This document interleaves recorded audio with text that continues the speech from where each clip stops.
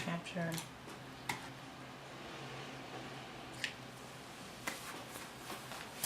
So now we're going to fill out the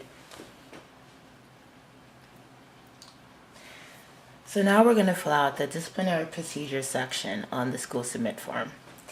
For this section, I used the University of California at Berkeley for the example, and I used two main documents: their sexual assault policy and their code of student conduct. So the first question is asking if the school has a comprehensive outline of the disciplinary procedures. And I found this in their sexual assault policy, and it's a very step-by-step detailed list. And so I can go here and click yes, they do have an outline.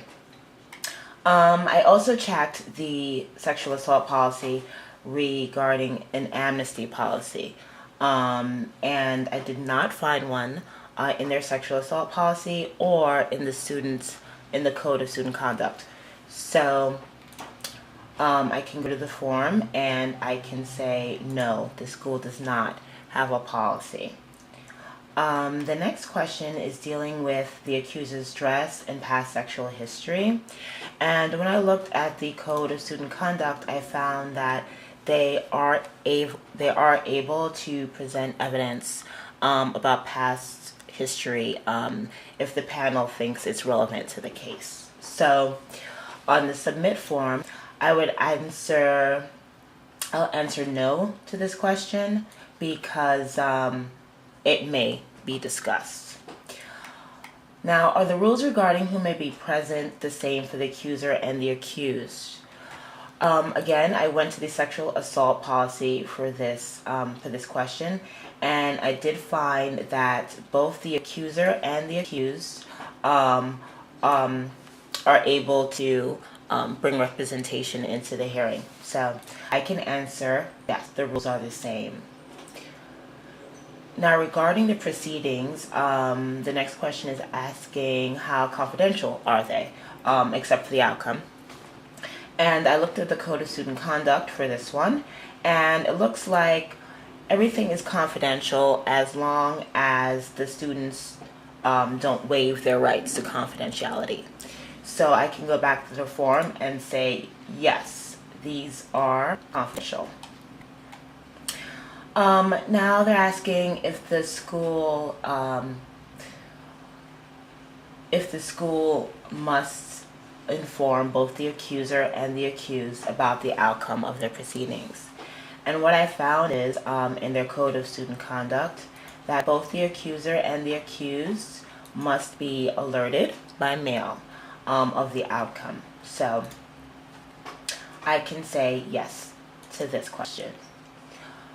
The procedures including provisions protecting students wrongly accused of sexual assault in both the Code of Conduct and the sexual assault policy seems to be their appeals process. And so yes, there are procedures in place for those that are wrongly accused. Again, the next question is dealing with the appeal process and is asking if new information can be presented. And yes, it can be. In the Code of Students, it clearly states that if any new information comes to light, you're able to submit it in appeal. Within that appeal process, you get to have someone else make the final decision. And that's what the next question is asking. Will someone other than the people that decided in the hearing be involved in your appeal process? And the final decision in appeal is actually done by someone other than the Dean of Students. It's their Vice Chancellor, to be exact. So we can say, yes, there is someone other than the persons involved in the first hearing. So in answering the last two questions, again, we're dealing with the hearing and appeals process.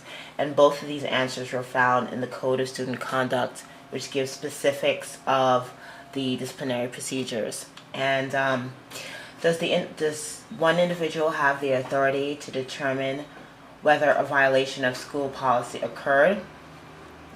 Ultimately, that answer is yes. According to the Code of Student Conduct, the hearing and appeal process is ultimately decided by one individual, be it the Dean of Students or the Vice Chancellor.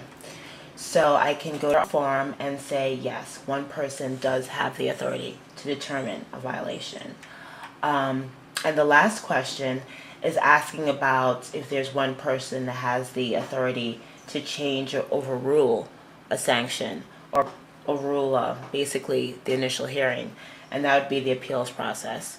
And again, there is one person that has that authority, and that would be their Vice Chancellor. And then you would be done with the disciplinary procedure section on the school submit form.